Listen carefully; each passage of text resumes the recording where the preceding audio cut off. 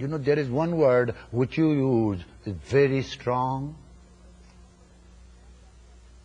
Say a story to somebody and that person says no. Finished. Your whole stories, your whole labor, all efforts are gone. The impact of no, you have to understand and learn to use with yourself and not with others. Never use word no to others with whom you live, whom you love. Learn to use that no for yourself. This will give you strength. No, I will not do this. Rama Tirtha, a great sage, was very fond of apples. He writes, he could not, anywhere he found good apple and his palate used to run. You know, it became obsession for him. He used to think about apples all the time. Even if he was hungry, he wouldn't eat unless he saw good apple. His appetite was because of the apples. He would get an apple, so he would eat. He analyzed this, and one day he said, okay, my dear apple, I am going to set you right. So he kept apple. He would keep apple, clean it, wash it, cut it, put it in a plate, decorate it nicely, and would not eat it. In few days' time, that obsession was over. You will have to discipline yourself somehow or other. If you are prepared to discipline yourself, then there will be no problem. Because your buddhi is helping inside, telling you it's not good for you. For a diabetic patient, sugar is like poison. But I have seen diabetic patients being irresponsible, take more sugar. Like to steal sometimes sugar. They know it's injurious. Why? For lack of discipline. So you have to understand that for learning yoga science, which leads you to highest rung of life, which leads you to the sanam bunam of life, which leads you to the kingdom of wisdom, peace and bliss, which leads you to freedom from all pains and miseries, you have to discipline yourself. But life is not meant for don'ts. Patanjali never says don't do it. Patanjali said do it under conscious control. Don't say later on that I have committed mistake. Suppose you have stolen something and somebody caught hold of you and police says, is it good for you to do this? No. Why did you do it? Habit. You will have to analyze what is that habit you are talking of. I personally visited many interrogation centers where the criminals were interrogated in a very scientific manner. In Japan, then in Tokyo you will find every after 3 people there is 1 policeman. It's a crimeless city. Daylight all the time, at night, anywhere you go. Just people are drunk, but they don't disturb anybody. And if someone disturbs, immediately police holds them. I wanted to know how they interrogate the criminals. So they asked, why did you do this crime? I was drunk.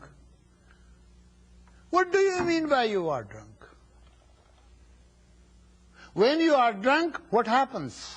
You lose your own consciousness, but your consciousness becomes active as far as others are concerned. I'll give you the example. The example will help you.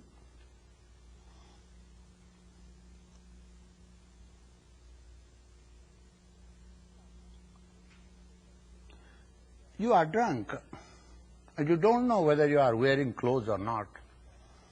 But if somebody comes nude in front of you, you will say, "Hey, nude man, where are you going? You ugly man, you don't know how to dress up?"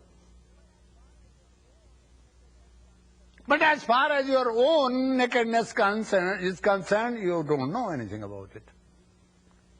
You see. It makes mind extrovert. You become very active as far as others are concerned. You become completely unaware as far as you are concerned.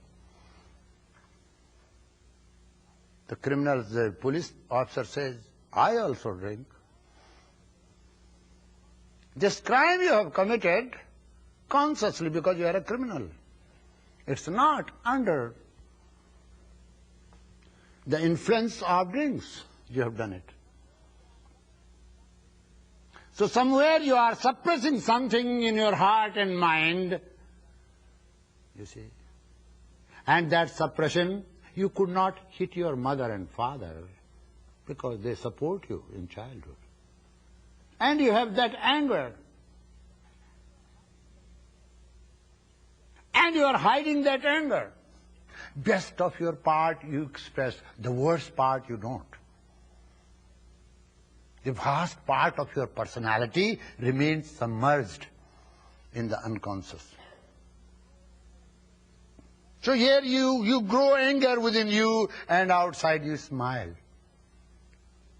When your friend comes, you say, "Hello, how are you?" You're very polite. And people call you civilized, and you are highly educated and well-dressed. But inside you are holding anger. Now, when you get married to your wife, you get married to somebody, make her wife, make many promises. "Oh, I will be looking after you. You will be queen of my heart. You will be angel between sun and moon." You see, you make many, many things, and poor girl believes you. And then you get married to her. Get married to her. Now it's easy for you. She's the easy prey for you. So you let out your anger on her. It could be done by woman to man too. Don't think that I am tempering women only. It can be done both ways. And then he lets out all his anger on his wife because he could not let it out on his mother, his father, his friends. They will challenge him. If the woman is weak, she will accept it. First time she will accept it. He loves me. I don't know what has happened. Let me help him. He is an angry man. But that anger was not expressed fully, so next day he gets angry again. So woman becomes a little bit defensive. And third day she says, "Okay, if you behave this way, I will also create my defense mechanism." Look at the anger here.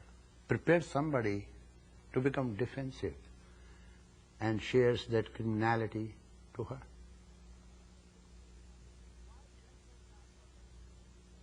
Why drunkards are prosecuted?